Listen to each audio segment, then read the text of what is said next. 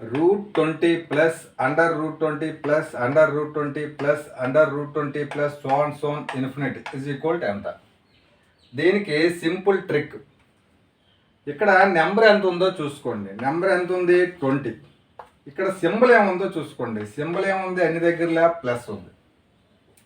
ఈ 20ని పక్క నెంబర్ల ప్రొడక్ట్గా రాయగలగాలి. ఈ 20ని మనం ఎలా రాయగలం?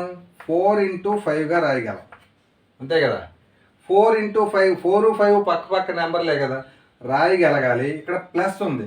ఈ నెంబర్లో ఇక్కడ ప్లస్ సింబల్ ఉంటే ఈ ప్రొడక్ట్ నెంబర్లో పెద్ద నెంబర్ ఏదైతే అది ఆన్సర్ అవుతుంది.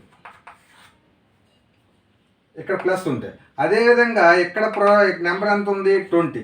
దీన్ని కూడా 4, 5గా రాయగలం పక్క నెంబర్లు. కానీ ఇక్కడ సింబల్ ఏముంది? మైనస్ ఉంది. ఇక్కడ మైనస్ ఉంటే చిన్న నెంబర్ ఎంత అవుతుందో అది ఆన్సర్ అవుతుంది.